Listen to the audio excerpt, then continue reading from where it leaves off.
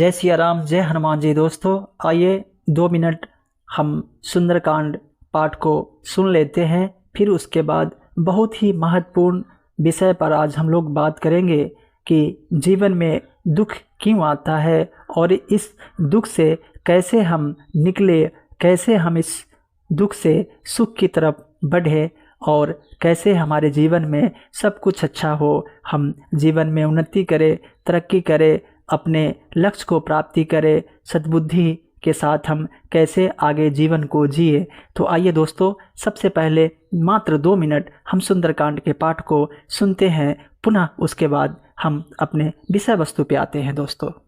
दोस्तों अशोक वाटिका में जब रावण माता सीता को हर तरह से पीड़ा पहुंचाकर, कलेश पहुंचाकर और यह कहकर जाता है कि अगर 1 माह में हमारी बात को नहीं माना तो हम तुम्हें मार डालेंगे। दोहा 11 हम पढ़ते हैं। जहाँ तह गई सकल तब सीता कर मन सोच, मास दिवस बीते मोही मारही निसीचर पोच। जय सिया राम। जब सीता जी विरह में इतना व्याकुल थी, दुख उनके सहन से अधिक हो गया, तब वो त्रिजटा से बोली। त्रिजटा सन बोली कर जोरी, मातु विपत्ति संगनी तय मोरी, तजो देह करु बेगी उपाई, दुसह विरहु अब नहीं सही जाई। हाथ जोड़कर त्रिजटा से माँ जानकी बोली, माता तू ही तो मेरी विपत्ति की संगिनी है, जल्दी कोई ऐसा उपाय कर जिससे मैं शरीर को त्याग सकूं। यह दुख अब असहनीय हो चला है, अब यह सहा नहीं जाता।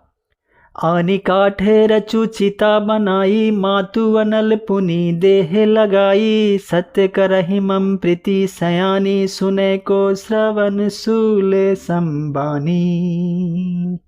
सुनत बचन पद गही समुझाये सी, प्रभु प्रताप बल सजसु सुनाये सी, निसी नानल मिल सुनु सुकुमारी, यस कही सो निज भवन सिधारी। कह सीता विधि भा प्रतिकूला, मिल ही न पावक मिट ही न सूला, देखियत प्रकट गगन अंगारा, अवनि नयावत एक उतारा।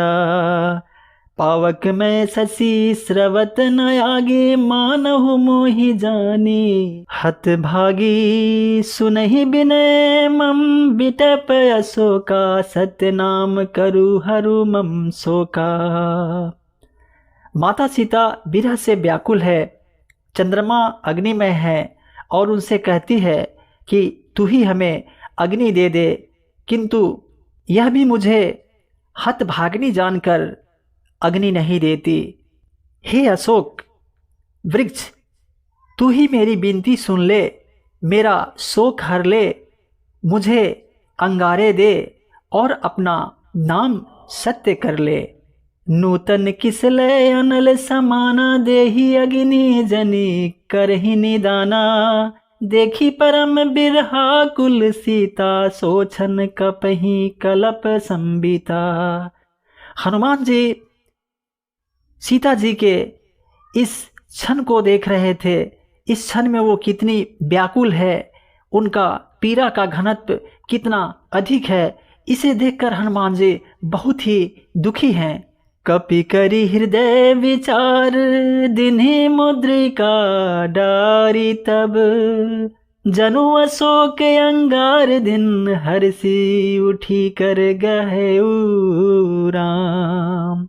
जानकी जी के इस असहनीय दुख को देखकर हनुमान जी ने विचार किया और मुद्रिका को उन्होंने नीचे गिरा दिया। माता सीता यह ऐसा समझ रही है कि अशोक ने मुझे अंगार दे दिया है। दोस्तों आगे हम अगले दिन पाठ को आगे बढ़ाएंगे। दोस्तों अब आते हैं कि जीवन में दुख क्यों आ जाता है? क्यों हम एकदम से अधीर हो जाते हैं? सब कुछ ऐसा लगता है कि हाथ से निकल रहा हो और हम अपने लाख प्रयास के बाद भी हम बच नहीं पा रहे हैं। हम दुःख के भंवर में डूबते जा रहे हैं, कोई सहारा नहीं मिल रहा है और जीवन में बहुत ही पीड़ा है और यह पीड़ा की जो घनत्व है वह बहुत ज़्यादा हो गई है। दोस्तों, यह जीवन है और जीवन में अगर गणना करें, देखें तो अधिक समय जो है जीवन का वह सुख में ही बीतता है। दुःख जो होता है वो बहुत कम दिनों के लिए होता है, मगर दोस्तों दुःख का घनत्व इतना ज़्यादा होता है, पीड़ा की वेग इतनी अधिक होती है कि उसमें हम व्याकुल हो जाते हैं और हम दुःख में छटपटाने लगते हैं। दोस्तों, सुख और दुःख जीवन के दो पहलू हैं।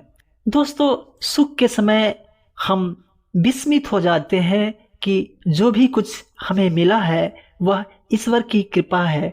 जीवन में सब कुछ दिया हुआ भगवान का है और सुख के समय हम भगवान को अच्छे ढंग से उनके कृपा के लिए हम धन्यवाद नहीं कर पाते हैं और जब हम सुख में सुमिरन करेंगे, उनका गुणगान करेंगे तो फिर दुख आएंगे ही नहीं।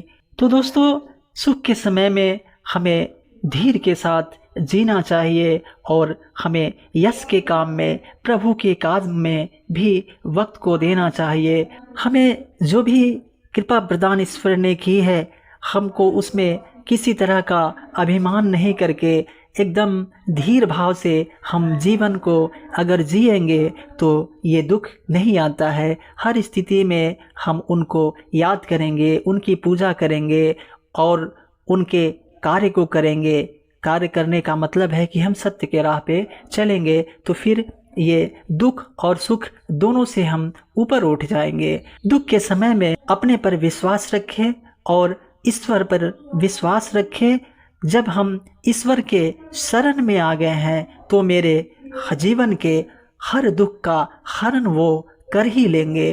थोड़ा समय लग सकता है, भगवान के घर में देर हो सकती है मगर अंधेर नहीं हो सकती। हम उनके बच्चे हैं और हम पे उनकी कृपा हमेशा बनी रहती है। जब हम दुख में होते हैं तो ऐसा लगता है कि शायद भगवान हम पे कृपा नहीं कर रहे हैं, मगर ऐसा नहीं है। वो हमें पल पल हमारी रक्षा कर रहे हैं, हर पल में वो हमें कृपा प्रदान कर रहे हैं। तो दोस्तों, ईश्वर का गुणगान, ईश्वर का धन्यवाद, ईश्वर की भक्ति हमेशा करनी चाहिए और जीवन में जो ये दुख है वो बहुत जल्द उसका प्रभु हरण कर देंगे और जीवन में फिर से खुशियाँ बरसने लगेगी।